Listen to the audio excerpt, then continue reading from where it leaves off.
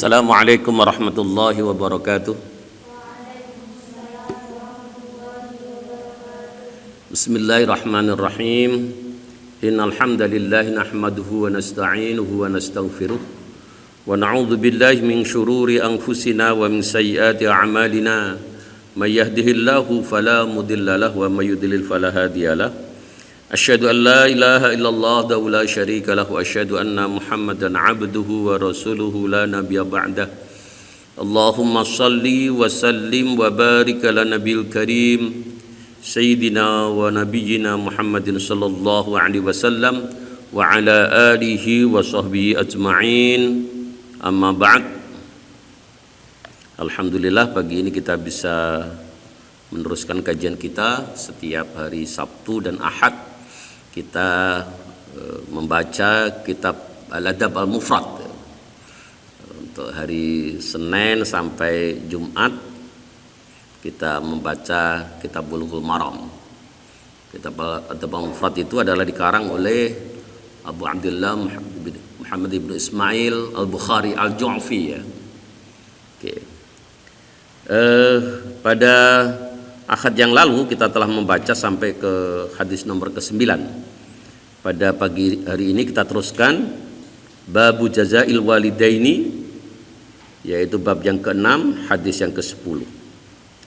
Babu Jazail Walidaini ay hadza utawi iki iku babu Jazail Walidaini, bab yang menjelaskan balasan kepada kedua orang tua. Haddatsana Qabisah, haddatsana ceritakeun ing kita sapa Qabisah qala ngendika sapa Qabisah haddatsana ceritakeun ing kita sapa Sufyan an Suhail bin Abi Shalih saking Suhail kang dadi analane Abi Shalih an Abi saking bapak Suhail an Abi Hurairah saking Abu Hurairah radhiyallahu anhu anin Nabi sallallahu alaihi wasallam saking Nabi Muhammad sallallahu alaihi wasallam qala ngendika sapa jeung Nabi la yajzi waladun walidahu, la yajzi ora bisa membalas sapa waladun seorang anak walidahu ing orang tuane si anak illa ayyajidahu illa ayyajidayen kecuali yen to nemoni sapa walad walidahu ing hu ing orang tuanya ing bapake si walad mamlukan halid dadi budak dimiliki oleh orang lain. Fayashtariyahu mongko nuli tuku sapa walad hu ing walidahu fayu'tiqahu mongko nuli memerdekakan sapa walad hu ing bapake. Hadis ini menjelaskan bahwa seorang anak itu hampir tidak akan mungkin untuk bisa membalas budi apa yang sudah diberikan oleh ayahnya. Ini baru oleh ayahnya, belum nanti oleh ibunya kan itu ya, oleh ayahnya. Jadi ayahnya yang sejak kecil merawatnya, mendidiknya, apa yang sudah diberikan oleh orang tuanya itu tidak akan mungkin bisa dibalas oleh anak. Jadi kita itu tidak akan mungkin bisa membalas budi baik ayah kita. Kecuali apa? Kecuali manakala kita mendapati ayah kita itu tertawan dan akhirnya menjadi budak. Dan sekarang sudah tidak ada lagi perbudakan kan, menjadi budak. Dan akhirnya kita membelinya dan kita memerdekainya. Itu barangkali sedikit impas dari apa yang diberikan oleh ayah kita kepada kita. Oleh karenanya kita harus berusaha bagaimana agar kita itu menjadi seorang anak yang berbakti kepada kedua orang tua kita kan itu ya. Karena memang beberapa hadis ini nanti menjelaskan berbagai upaya kita yang kita rasa itu bisa membalas budi kepada kedua orang tua kita, tetapi ternyata menurut Rasulullah sallallahu alaihi wasallam apa yang kita lakukan itu ternyata masih belum impas dengan apa yang sudah diberikan oleh kedua orang tua kita kepada kita. Kita teruskan hadis yang ke-11. Haddatsana Adam haddatsan ceritakan yang kita sapa Adam qala ngendika sapa Adam haddatsana Syu'bah. Ini Adam bukan Nabi Adam ini ya, bukan Nabi Adam. Adam di sini adalah gurunya Imam Bukhari. Haddatsana ceritane ingkang sapa Syu'bah qala ngendika sapa Syu'bah haddatsana Sa'id bin Abi Burda Sa'id kang dadi anak Abi Burda qala ngendika sapa Sa'id sami itu midhangetken ingsun abi bapak ingsun iku yuhaditsu ngendika sapa abi annaustune kelakuan syaidah iku melihat sapa Ibnu Umar nggih annaustune kelakuan syahida nekseni sapa Ibnu Umar rajulan ing seorang laki-laki Yamanian kang basa Yamani dari tanah Yaman yatufu kang tawaf bil baiti lan ing Baitullah hamalang gendong sapa rajulun Yamaniun itu ummahu ing ibuke wara dhahrihi wonten ing burine gegere si rajul yaqulu hale bersenandung. Jadi seorang laki-laki yang tawaf mengelilingi Baitullah sama menggendong ibunya itu ketika tawaf itu sambil bersenandung. Terus disenandungi inni laha ba'iruhal mudallal in ud'irat rikabuha lam ud'ar. Ini setune ingsun laha tetap kedua ibuku iku ba'iruha iku tunggangane ibuku al mudallalu yang tunduk. Saya adalah kendaraan bagi ibu saya yang tunduk. In ud'irat jikalau ibuku merasa khawatir in ud'irat jikalau merasa khawatir apa rikabua tunggangane si ummu ibuku lam ud'ar dan saya akhirnya tidak menjadi takut. Jadi saya itu adalah tunggangan atau kendaraan ibuku yang senantiasa tunduk kepada apa yang dimaui oleh ibuku. Apa yang terjadi saya akan tetap laksanakan itu. Akhirnya ketika seorang laki-laki dari Yaman itu melakukan itu dan ketemu Ibnu Umar summa qala mengkonuli matur sapa rajul ya Ibnu Umar wahai Ibnu Umar aturani jazaituha aturani apa toh ningali panjenengane ingsun iku jazaitu wis iso males apa ingsun ha ing ummi ing ibuku qala jawab sapa Ibnu Umar la enggak tidak sama sekali walaupun saudara itu menggendong ibumu ke sana kemari termasuk ketika tawaf di Baitullah itu belum bisa membalas jasa baik ibumu wala bizafratin wahidatin walaupun balasan untuk satu nafas wahidatin yang satu ketika melahirkan. Jadi zafratin itu satu nafas yang berulang-ulang terengah-engah. Seorang wanita itu kalau melahirkan itu kan oleh bidannya suruh narik nafas, mengeluarkan terus itu. Dan seorang anak itu tidak akan bisa membalas budi baik dari ibunya.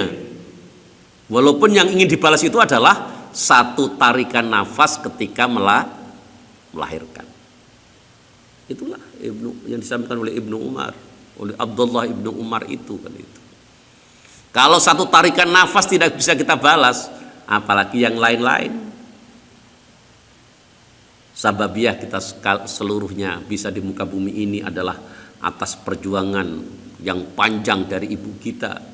Dan nanti pada saatnya saudara juga akan menjadi ibu kan itu.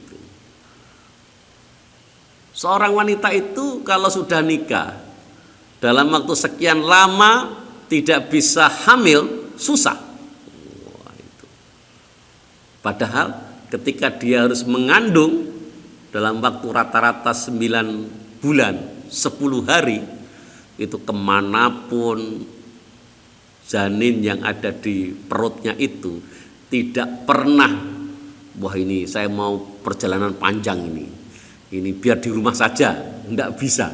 Jadi kemanapun pergi itu senantiasa janin itu dibawa. Itulah tanggung jawab seorang ibu kan itu. Makanya wajar manakala Ketika Rasulullah itu ditanya, man abar, siapa yang harus saya berbuat baik wahai Rasulullah, senantiasa jawab ummaka baru abaka. Itu. Makanya saudara memang harus berlatih bagaimana untuk menjadi seorang wanita yang tangguh, wanita yang ikhlas, kan itu. Satu syarat seorang wanita masuk surga itu tidak sulit-sulit amat. Apa yang terpenting? Manakala seorang wanita itu sudah melaksanakan sholat 5 waktu, sudah melaksanakan puasa ketika Ramadan, dan taat kepada suaminya, insya Allah masuk surga, kan itu. Yang berat yang mana ini yang berat itu? Sholat atau puasa atau taat kepada suami? Mungkin yang paling berat untuk konteks sekarang itu adalah taat kepada suami. Dan demikian juga seorang suami itu manakala menghadapi istrinya yang rewel, rewel. Istrinya Umar bin Khattab itu rewel, kan itu kan. Rewel. Jadi, ada seseorang yang ingin melaporkan keadaan istrinya kepada Umar bin Khattab karena istrinya itu kelewat cerewet. Jadi ini salah, itu salah, ini salah, itu salah, kan itu. Dan keadaan itu ingin dilaporkan kepada Umar bin Khattab. Akhirnya orang itu berusaha untuk sowan ke rumahnya Umar bin Khattab. Begitu mau masuk ke rumahnya, ternyata terdengar dari dalam rumah Umar bin Khattab itu suara yang jauh lebih lantang, jauh lebih galak dibanding istrinya. Siapa dia? Istrinya Umar, kan itu.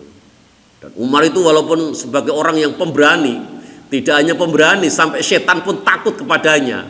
Ketika istrinya ngomong ini, ngomong itu, Umar bin Khattab itu diam saja, kan itu. Diam, kan itu ya, diam saja. Itu, diam saja. Dan akhirnya orang yang mau melaporkan itu akhirnya balik kanan dan pulang. Tetapi Umar tahu, akhirnya orang itu dikejar oleh Umar dan ditanya, kenapa kok balik? Makanya akhirnya orang itu mengatakan bahwa saya ingin melaporkan keadaan istri saya yang begini. Ternyata saya mendengar istri Khalifah Umar jauh lebih galak dibanding istri saya, kan itu. Dan kata Umar itu bahwa kita itu harus berbuat baik dengan istri, kan itu ya. Kenapa sih harus berbuat baik itu? Dalam keluarga itu semestinya yang bertanggung jawab untuk masak siapa? Suami. Mencuci suami, nyuci suami. Jadi seluruhnya suami, kan itu, seluruhnya suami.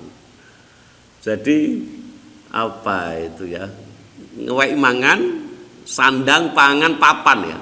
Sandang, pangan, papan. Itu tidak hanya membelikan baju ya, jalan doa beli, tidak hanya itu. Sampai kepada nyucinya semestinya tanggung jawab suami.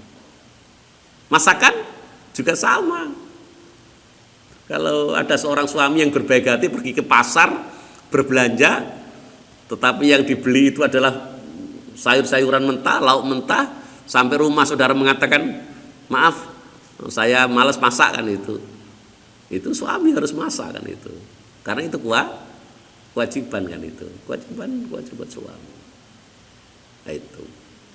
Papan juga sama, tidak hanya membuatkan rumah, tetapi juga termasuk membersihkan rumah, kan itu. Jadi seluruhnya tugas suami. Kalau sekian lama itu dilaksanakan oleh para istri, itu kalau istrinya ikhlas, betapa besar pahalanya itu. Luar biasa besar, kan itu.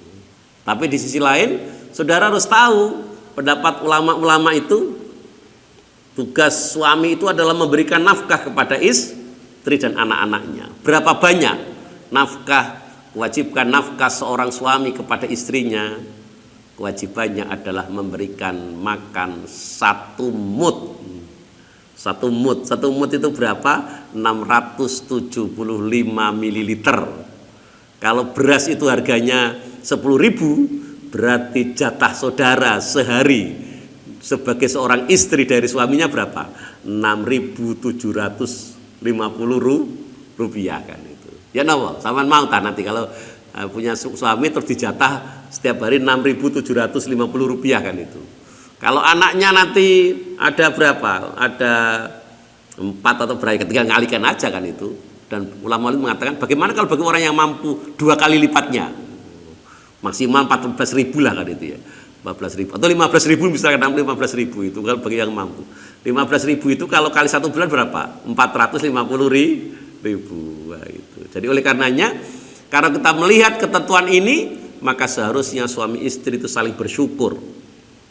Istrinya harus bersyukur karena apa? Ternyata nafkah yang diberikan oleh suaminya kepada dirinya itu jauh lebih besar dibanding ketentuan itu.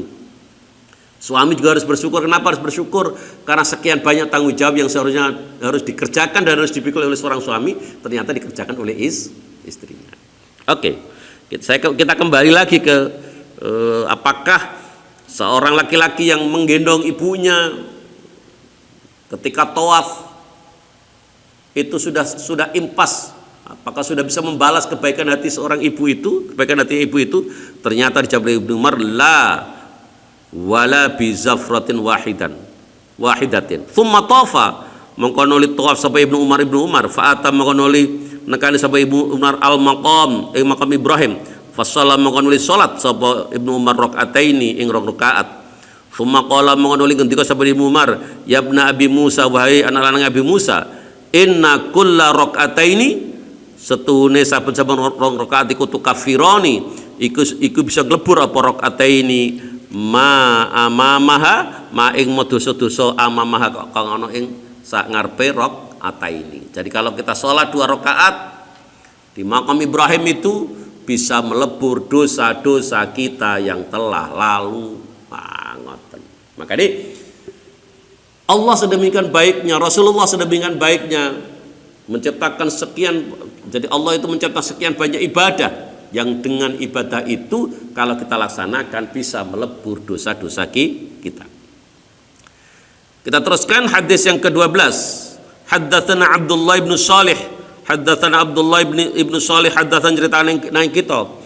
Sapa Abdullah ibn Shalih kan dadi anak nang Shalih. Qala ngendika sapa Abdullah, haddatsani ceritakan ni ing ingsun sapa Al-Laits, qala ngendika sapa Al-Laits, haddatsani Khalid ibnu Yazid, ngendika ning sapa Khalid bin Yazid, an Sa'id ibni Abi Hilal, sang Sa'id ibni Abi Hilal, an Abi Hazim, sang Abu Hazim, an Abi Murrah, sang Abu Murrah maula Aqil, kang dadi budake Aqil, anna Abu Hurairah, sang Abu Hurairah kana iku ana sapa Abu Hurairah iku yastakhlifhu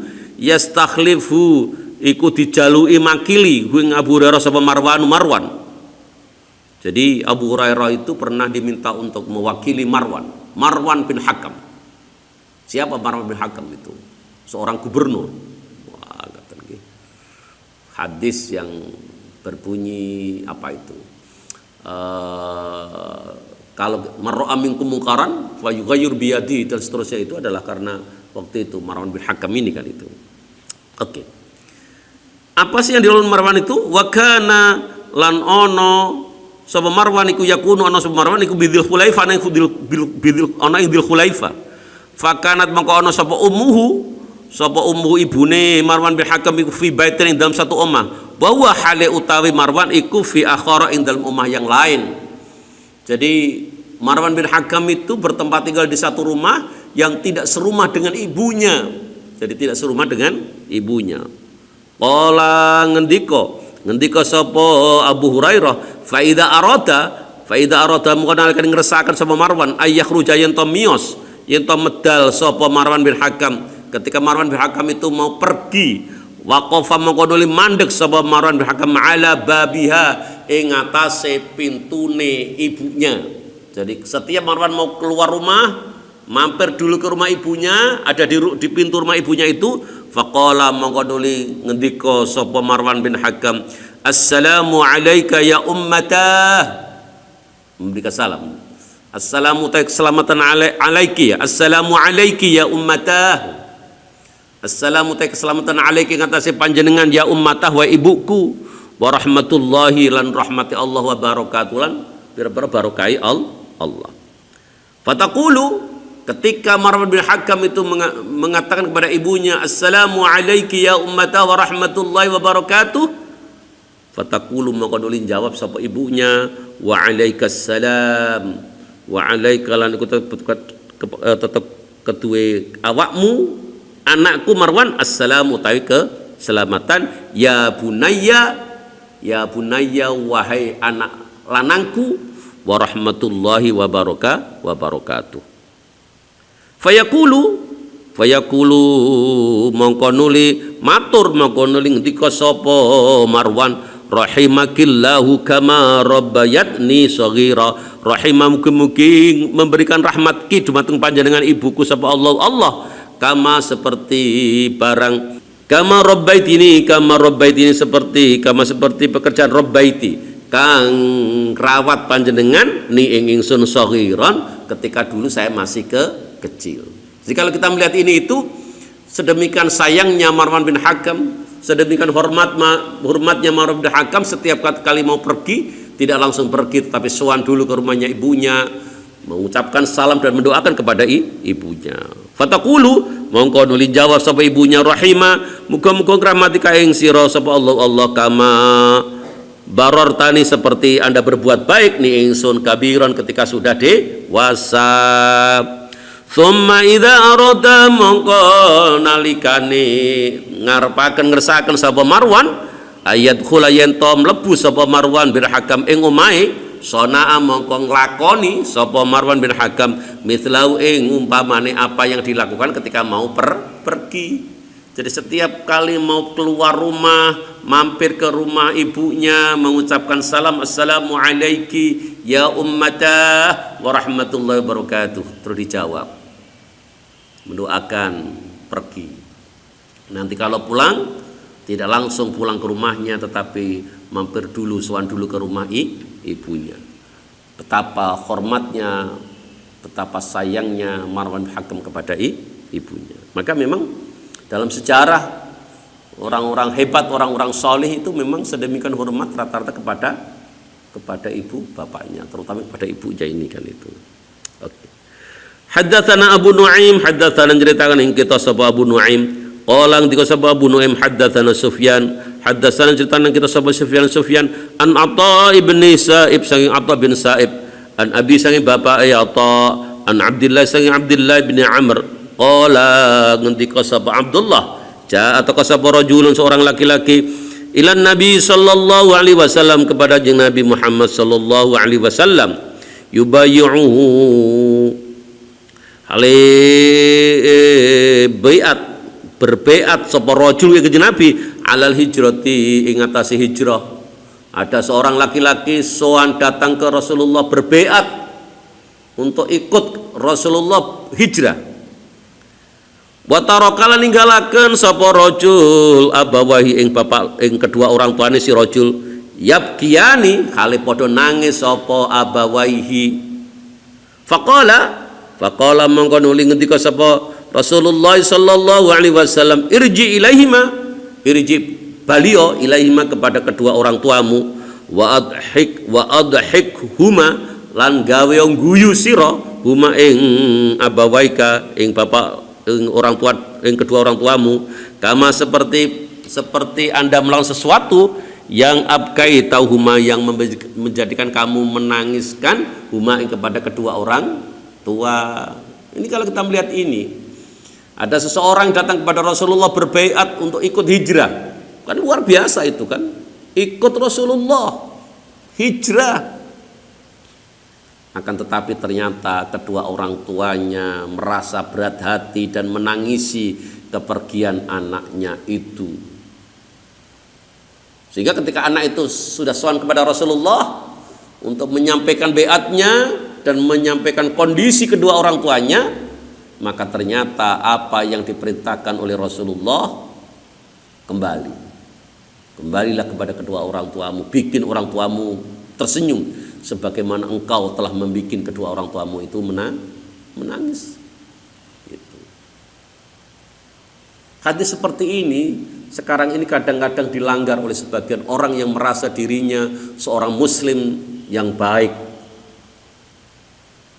Anak-anak muda, anak-anak yang dulu ketika ada demo di Jakarta itu oleh sebagian orang tuanya itu dilarang. Tetapi karena dia merasa membela agama Allah, bertakbir dan seterusnya, mereka tetap berangkat. Gitu. Mestinya pimpinan demo itu kalau mengetahui adanya hadis ini dan ternyata mengetahui kondisi orang yang mengikutinya itu ada yang tidak diizinkan oleh kedua orang tuanya, semestinya harus disuruh kembali kalau meniru Rasulullah kan itu. Ini menunjukkan bahwa taat kepada kedua orang tua, membuat kedua orang tua itu gembira, itu jauh lebih penting, termasuk dibandingkan manakala orang itu harus mengikuti hijrahnya Rasulullah Sallallahu Alaihi Wasallam. Kalau hijrah yang sedemikian luar biasa manfaatnya itu dikalahkan dengan taat kepada orang tua, apalagi yang lain kan itu. Ini yang perlu kita pahami kan itu kita pahami. Kadang-kadang sekarang enggak ada anak atau orang tua itu beda apa? Beda pemahaman keagamaannya. Itu kadang-kadang dia sudah mengatakan sudah tidak ada hubungan anak bapak. Itu kita ketemukan dulu ada satu organisasi sosial keagamaan mempunyai satu pendapat, manakala anaknya ternyata dia tidak mau mengikuti cara beragama ayahnya, maka orang tua itu berpendapat bahwa dia tidak berkewajiban untuk memberikan nafkah kepada anaknya. Sekarang ini juga kita ketemukan ada anak yang sedemikian senangnya untuk mengikuti satu cara keberagaman tertentu,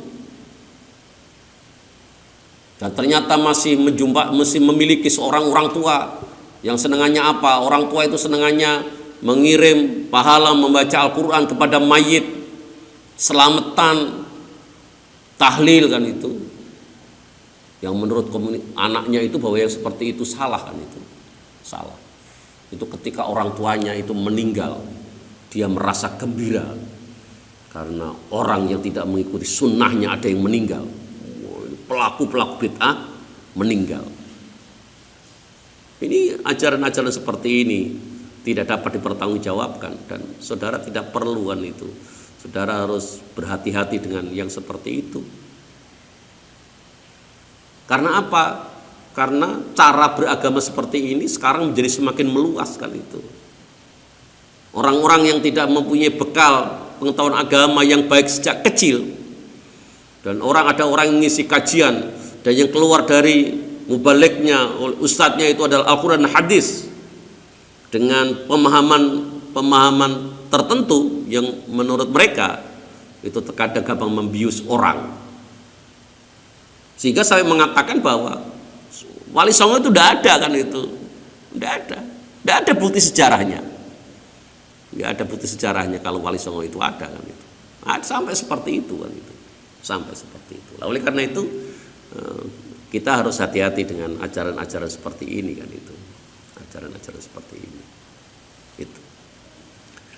Oke, kita teruskan. Sekarang kita masuk hadis yang ke-14. Tadi hadis yang ke-13. Qala haddatsana, ceritakan yang kita sebut Abdurrahman ibnu Syaibah. Qala akhbarani.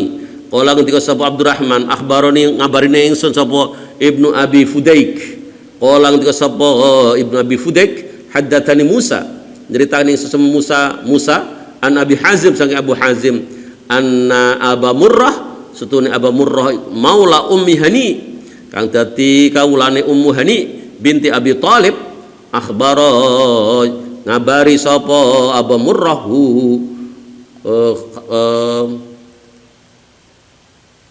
akhbarahu ngabarihu Abu Hazim annahu setune Aba Murrah iku raqiba iku nunggang sapa Abu Murrah ma'abib Hurairah berserta Abi Hurairah ila ardihi maring daerahe bil atiq teng daerah Aqiq fa idza dakhala mongko nalikane manjing ardahu ing daerahe mau Abu Murrah itu Saha mongko nuli jerit sapa Abu Hurairah bi ala sautihi kelawan bantre suarane si Abu Hurairah. Napa sing jeritaken iku? Alaikissalam wa rahmatullahi wa barakatuh ya ummatah. Alaiki dumateng panjenengan ibuku assalamu ta keselamatan wa rahmatullahi lan rahmati Allah wa barakatuhu lan barakai Allah ya ummatah wa ibuku. Takulu ketika ibu Abu Hurairah itu mendengar suara Abu Hurairah seperti itu, takulu mongko nuli jawab sapa ibunya wa alaikassalam wa alaikalan dumateng panjenengan assalamu ta keselamatan la wa alaikalan kedumateng awakmu Abu Hurairah assalamu ta keselamatan wa rahmatullahi lan rahmati Allah wa barakatuh lan barakai Allah. Yaqulu mongko nuli matur sapa Abu Hurairah rahimakillahu kama rabbaitini rahimakim gogong rahmatiki ing panjenengan sapa Allah kama rabbaitini sebagaimana jenengan merawat ni ing ingsun saghiran ketika masih kecil. Fatakulu mongko nuli ngendika sapa ibunya ya bunayya wahai anak lanangku wa anta lan ugi panjenengan padamu fajazakallahu muga-muga malas ka ing sira sapa Allah khairan ing kebajikan wa radhiya lan ridani sapa Allah angka sang sira kama bararta sebagaimana Anda berbuat baik ning ingsun kabiran ketika sudah besar. Nama Abu Hurairah yang diceritakan di sini itu siapa sih? Apakah itu Abu Hurairah sebagaimana yang sering kita diskusikan? Ternyata di sini katakan qala Musa kana ana sapa ismu Abi Hurairah. Abu Hurairah itu namanya adalah Abdullah ibnu Amr. Jadi Abu Hurairah itu yang sering kita bicarakan itu namanya siapa namanya? Abdurrahman bin Sakhr kan itu. Kalau yang Abu Hurairah yang ini adalah Abdullah bin Amr. Oke. Kita masuk ke bab yang ketujuh, babu uquqil walidaini. Bab ini menerangkan tentang sifat durhaka kepada kedua orang tuanya. Haddatsana Musaddad menceritakan yang kita sama Musaddad qala ngendika sapa Musaddad haddatsana Bishr bin Mufaddal menceritakan yang kita sama Bishr bin Mufaddal qala ngendika sapa Bishr haddatsana Jurairi haddatsan ceritakan yang kita sapa Jurayi an Abdurrahman bin Abi Bakrah sange Abdurrahman bin Abi Bakrah an abihi sange bapake Abdurrahman radhiyallahu anhu qala ngendika sapa bapake Abdurrahman qala ngendika sapa Rasulullah sallallahu alaihi wasallam ngendikane napa ala unabbiukum bi akbaril kabair ala unabbiukum anata aku bercerita kepada kamu sekalian apakah kamu sekalian tidak ingin saya kasih cerita bi akbaril kabair kelawan paling gedene dosa-dosa gede. Ini ada sekian banyak dosa besar dan yang saya akan sebutkan ini adalah dosa yang paling besar dari dosa-dosa besar. Ketika Rasulullah tanya dengan para sahabat seperti itu dan Rasulullah ngendika ngoten sampai salatan kelawan kaping telu. Jadi diulangi-ulangi ala unabbiukum bi akbaril kabair ala unabbiukum bi akbaril kabair diulangi lagi ana unabbiukum bi akbaril kabair. Akhirnya waktu itu qalu mongko padha jawab sapa para sahabat bala nggih ya Rasulullah wahai utusan Allah. Qala mongko nuli ngendika sapa Rasulullah jadi akbarul kabair itu yang pertama adalah al isyraku billah. Al isyraku yaitu menyekutukan billahi ing Allah menduakan Allah. Kalau pada masa awal Islam orang menduakan Allah itu orang membuat patung. Loh, kenapa harus membuat patung? Karena Tuhan Allah itu gaib, sehingga orang-orang itu tidak merasa nyaman kalau harus menyembah sesuatu yang gaib. Dia bikinkan patung dalam rangka apa? Menjadi perantara ketika akan menyembah Tuhannya kan itu. Makanya patungnya itu patung-patung siapa yang dijadikan? Itu adalah patung-patungnya orang soleh yang hidup pada masa itu. Al-Lata, Al-Uzza, Al-Manat. Itu adalah orang-orang soleh yang hidup pada masanya. Dan ketika mereka wafat itu dibikinlah patung dalam rangka untuk menyembah Tuhan. Nah ini musyrik. Musyrik yang ada pada waktu itu. Kalau musyrik dalam konteks sekarang gimana? Ya kalau kita sudah menduakan Allah, kita lebih mengikuti ketentuan manusia yang walaupun ketentuan itu bertolak belakang dengan ketentuan Allah. Kita tahu Rasulullah mengatakan ar-rashi wal murtashi waraish finnar. Penyuap yang disuap dan yang menjadi perantara antara penyuap dan disuap itu ar-raish. La'anallahu ar-rashi wal murtashi waraish. Allah itu melaknat siapa? Penyuap. Siapa lagi yang disuap? Siapa lagi yang menjadi perantara antara penyuap dan yang disuap? Sudah tahu itu. Kalau ada kata-kata la'ana itu berarti haram.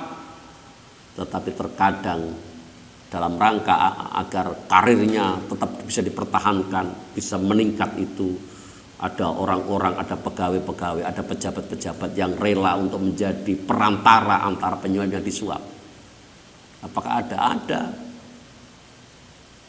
Bahkan ada salah satu teman saya yang bekerja di salah satu kabupaten tidak jauh-jauh dari Kediri kan itu. Dan waktu itu akhirnya tertangkap KPK, OTT, operasi tangkap tangan. Gitu. Ada di tempat lain dulu juga seperti itu. Maka orang-orang seperti itu lebih takut kepada karirnya, lebih mengkhawatirkan karirnya tidak bisa meningkat daripada takut kepada Allah. Itu adalah bagian dari musyrik itu. Musyrik yang paling kecil itu apa? Riya. Kata Rasulullah, riya asyirkul asghar. Riya itu kita melakukan sesuatu tidak untuk Allah tetapi untuk pamer.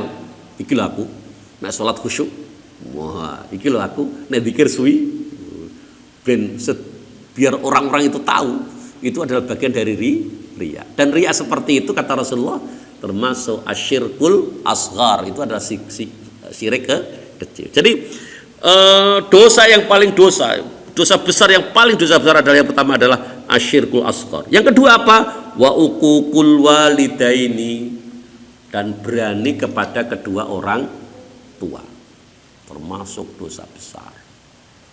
Paling besar dari dosa-dosa besar. Kenapa berani kepada kedua orang tua itu kok bisa sedemikian besar? Karena tadi bahwa kita itu bisa hidup di muka bumi ini sababiannya adalah karena orang tua kita. Kita bisa hidup sampai sekarang itu karena dulu ibu kita berjuang selama 9 tahun 10 hari mengandung, dibawa ke sana kemari. Setelah itu ditetei, dikasih ASI sampai berapa lama? Ya kalau yang baik sekitar 2 tahun lah. Jadi sampai nanti kalau mau ASI eksklusif ya itu ya, saya 2 tahun. Cuman kan kalau orang sekarang yang kerja-kerja kan sulit itu kan, sulit untuk melakukan itu kan itu. Jadi ini perjuangan orang tua kita kan itu. Makanya kalau pengorbanan orang tua kita sudah luar biasa besar itu dan ternyata kita berani kepada beliau-beliau, maka kita termasuk melakukan dosa yang paling besar dari dosa-dosa besar.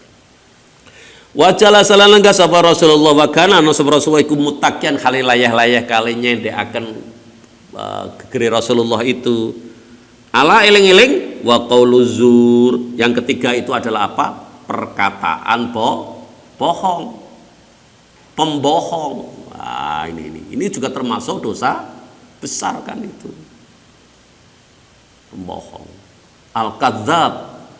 Wah, itu pembohong. Saya masih ingat itu dulu ketika Maria Teguh masih jaja kan itu. Maria Teguh Golden Ways. Nah, biasanya kan gitu kan itu Maria Teguh itu. Itu pernah menjelaskan seorang pembohong yang profesional itu cirinya apa kan itu. Ada pembohong yang profesional. Seorang pembohong yang profesional itu manakala dia berbohong, yang dibohongi tidak merasa kalau sedang dibohongi kan itu. Itu berarti pembohongnya profesional. Kalau mahasiswa biasanya nggak profesional lah itu. Kalau saya nguji skripsi kan itu, kalau mahasiswa itu ternyata datanya ngawu-ngawu kan itu, jadi semestinya dia tidak pernah mencari data itu, tidak pernah mendapatkan data itu terus ditulis ben pantes kan itu, biar sesuai dengan apa yang dimaui oleh pembimbing. Itu kalau diuji itu sangat ketahuan kan itu, sangat ketahuan. Gimana sangat ketahuan? Misalkan dia itu semestinya tidak menginput data yang didapatkan ketika dia melaksanakan misalkan tes ya, kalau PTK itu. Terus saya tanya, apakah betul saudara itu mempunyai data ini? Iya Pak. Mana hasil kerja dari murid-murid itu? Kasih ke saya. Terus saya mengatakan, Kalau saudara tidak bisa membuktikan itu, tidak akan saya luluskan. Itu sudah mimiknya sudah berubah. Jadi apa? Jadi pucat kan itu. Itu ketahuan kan, itu kelihatan kalau dia itu tidak jujur terkait dengan itu. Jadi bersyukur kalau kita itu kalau tidak jujur dan gampang diketahui itu patut bersyukur daripada saudara itu menjadi orang yang pembohong tapi profesional kan itu. Indonesia kan banyak kan orang Indonesia yang pandai-pandai itu banyak, tetapi juga orang pandai yang pembohong itu juga banyak. Lebih bahaya mana? Orang bodoh berbohong sama orang pandai berbohong. Lebih bahaya orang pandai berbohong kan itu. Makanya kalau kita pelajari ya namanya maroti beruah, kalau kita mempelajari peringkat dari perawi-perawi itu ya, peringkat dari perawi-perawi itu. Kalau terkait dengan perawi itu masuk kategori 6, 7, 8 itu lebih disebabkan karena apa? Karena intelektualitas. Intelektualitas. Nah, kalau sudah masuk ke 9, 10, 11, 12 itu terkait dengan integritas. Sebuah hadis itu manakala salah satu perawinya masuk kategori 9, 10, 11, 12 itu sudah tidak bisa diamalkan. Sama sekali tidak bisa. Karena apa? Karena misalkan ke-19, ke-12 itu dikatakan al-kadzdzab, pembohong. Yang ke-11 apa? Muttahamun bil kidz, diduga pembohong. Baru diduga saja sudah masuk kategori ke-11 kan. Yang sama sekali tidak bisa digunakan. Tetapi kalau kelemahan itu lebih disebabkan karena hafalan, karena kecerdasan, itu akan masuk kategori 6, 7, 8. Tidak parah kan, tidak parah. Makanya kalau kita menggunakan ini, orang itu lebih baik nggak pinter-pinter amat tapi jujur kan itu, daripada orangnya pinter tapi tidak jujur kan itu ya. Ini. Jadi dosa besar yang ketiga itu adalah qaulu zur, berkata bohong. Mazala ora laren-laren sapa jeneng Nabi iku yukarriru bulan baleni sapa jeneng Nabi ing perkataan Nabi niki dari al-isyraku billah wa qul walidan dan qaulu zur itu hatta qultu sehingga gunuman ingsun laitahu menawa Nabi iku sakata meneng sapa jeneng Nabi. Jadi Rasulullah sampai mengulang-ulang sampai saya itu batin ini kok betul meneng ya. Wah itu karena apa? Saking penting hal itu kan itu. Jadi musyrik kepada Allah, berani kepada orang tua dan berkata bohong, jadi pembohong gitu. Jadi seperti itu. Nah, oleh karenanya kita harus betul-betul kita hindari. Kita tambah satu hadis. Haddatsana Muhammad ibn Salam, saya Muhammad bin Salam, qala akhbarana memberi kabar ing kita sahabat Jarir an Abdul Malik sang Abdul Malik ibni Umair an Warrad saking Warrad katibil Mughirah sing dari juru tulise Mughirah ibnu Syu'bah Kala ngendika sapa Warrad kataban nulis nyurati sapa Muawiyah ilal Mughirah bin Mughirah. Apa yang diminta oleh Muawiyah kepada Mughirah? Uktub kula nyuwun panjenengan nyerat ilayah kepadaku bima kelawan barang samita kang midhangetaken panjenengan mir Rasulillah sallallahu alaihi wasallam saking Rasulullah sallallahu alaihi wasallam. Jadi Muawiyah itu memberikan surat kepada Mughirah, wahai Mughirah, mohon jenengan berkenan untuk menulis sesuatu yang pernah jenengan dengar dari Rasulullah. Wah, ini betapa pentingnya apa yang disampaikan oleh Rasulullah itu. Kalau ada sahabat yang tidak bisa mengikuti kemana Rasulullah itu pergi, itu senantiasa bertanya kepada orang-orang yang mengikutinya. Rasul ketika nopo nggih? Wah, itu tadi ada upaya gitu. Itu sama dengan kalau mahasiswa pas satu dan lain hal karena tidak bisa masuk kuliah, itu seharusnya dia harus kepo, harus tanya kepada siapa yang hadir. Jadi untuk bisa mencatat kembali agar tidak ketinggalan. Para sahabat seperti itu kan itu. Qala ngendi sapa al-Warrad fa amla mengko ngimla mengko dikte sapa Mughirah alaya kepadaku wa katabtul dan nulis sapa ingsun biyadiyat dengan tangan ingsun Warrad. Jadi Warrad akhirnya menyampaikan, akhirnya Mughirah itu dikte sesuatu dan akhirnya saya catat. Apa yang didiktekan? Ini samitus ini setune ingsun iku samitu midhangetang ingsun ing Kanjeng Nabi yanha iku nyegah sapa jeneng Nabi an kathratis suali saking kakean takok. Jadi banyak bertanya sesuatu yang tidak ada manfaatnya kan itu, takok ngene sampai sini takoi bosen kan itu. Jadi kathratis soal. Yang kedua apa? Wa idaatil mali, dan menyia-nyiakan harta. Berpenghasilan tinggi, akhirnya dibuat beli ini, membeli segala sesuatu yang semestinya dia hanya pengen tetapi tidak butuh. Hanya pengen. Menurut jenengan itu, sampean itu sekarang masih butuh nggak membeli baju? Baju sampean itu banyak tuh nggak baju sampean itu? Kalau kita menggunakan ukuran istri-istri Rasulullah rata-rata pakaiannya berapa? Hanya 3 kan itu. Sampean berapa kali lipatnya kan itu? 1 kotak cukup pakaian sampean? Enggak cukup lah, 2 kotak kan itu. Maka kita sediakan berapa itu? 4 kotak kan itu. 4 kotak. Nah, itu. Jadi kita seringkali membeli sesuatu yang semestinya kita tidak butuh, hanya ingin kan itu, pengen.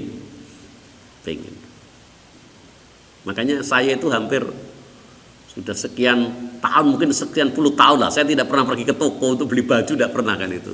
Loh, kenapa tidak pernah? Loh, setiap tahun mendapatkan jatah dari fakultas itu, ada acara ini dikasih kain, ada acara ini dikasih kain kan itu. Akhirnya apa ya, banyak. Makanya kalau ada orang datang itu saya kasih tahu, monggo jenengan milih baju kula niku, pundi kan jenengan pengini kan itu. Karena baju itu sampai antri-antri untuk dipakai kan itu. Mungkin ada baju yang dalam 400 tahun tidak pernah dipakai kan itu, karena saking banyaknya kan itu ya. Jadi idaatil mal, menyia-nyiakan harta benda. Kadang-kadang ada orang yang punya mobil berapa? 18. Sampai bingung sing kan itu. Itu namanya bagian dari idaatil mal. Yang ketiga apa? Wa angkila wa qala. Senengane ngomong jare, kilatin ucapin wa qala gitu. Jari gini. Makanya saudara perlu untuk mengkaji satu karya, apa judulnya? Apa? Saring sebelum sharing. Jadi sharing sebelum, jadi minta kalau kita akan men-share itu harus disaring dulu kan itu. Ini benar atau tidak? Diteliti. Sebagaimana cara para ulama itu untuk memastikan kalau ini adalah betul-betul dari Rasulullah kan itu. Kita perlu mengkaji itu. Jadi kita jangan gampang-gampang untuk menceritakan apa yang dikatakan orang kita anggap sebagai satu kebenaran. Kemarin saya baru saja mendapatkan postingan. Wah itu. Mendapatkan postingan. Apa isinya itu?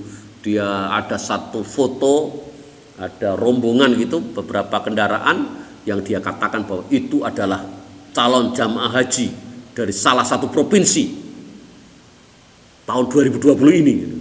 Kenapa provinsi itu bisa melaksanakan ibadah haji dari Indonesia itu? Karena ada sejarah baik dari penguasa daerah itu dengan Raja Arab Saudi. Endingnya di bawah itu, apakah pemerintah tidak malu kan itu? Wah ini adalah postingan-postingan yang dibikin oleh orang-orang yang tidak suka dengan pemerintah kan itu. Tapi ternyata dikonangi itu ya, dikonangi. Delalah itu loh. Ketika di foto itu di sebelah jalan itu ada tulisan tahun itu tahun. Ternyata tahunnya itu bukan 2020, tahun berapa itu? 2018 kan itu. 2018. Itu kalau ada info itu dan kebetulan kita juga sedang mempunyai perasaan yang sama terhadap pemerintah tidak suka. Seringkali kan kita langsung share ke sana kemari kan itu. Itu. Makanya kalau kita suka share ke sana kemari, barangkali kita bagian dari qila wa qala itu kan itu. Makanya kita harus hati-hati, dan itu juga menjadi bagian dari dosa kan itu. Maka kita harus hati-hati, apapun yang kita lakukan itu harus betul-betul kita pikirkan bahwa itu memang betul-betul sesuai dengan kenyataan dan tidak melukai orang lain gitu ya. Untuk yang babu la'anallahu man la'ana walidayhi kita bisa teruskan, mungkin nanti malam lah habis sholat isya kan itu kita bisa ngaji ini, sehingga besok pagi kita bisa zikir bareng. Nah, siap zikir bareng hari Ahad. Oke, saya pikir begitu pengajian kita pada pagi hari ini. Kita tutup bersama dengan doa kafaratul majlis. Subhanakallahumma bihamdika asyhadu an la ilaha illa anta astaghfiruka wa atubu ilaik. Wallahul muwaffiq ila aqwamit thoriq. Assalamualaikum warahmatullahi wabarakatuh.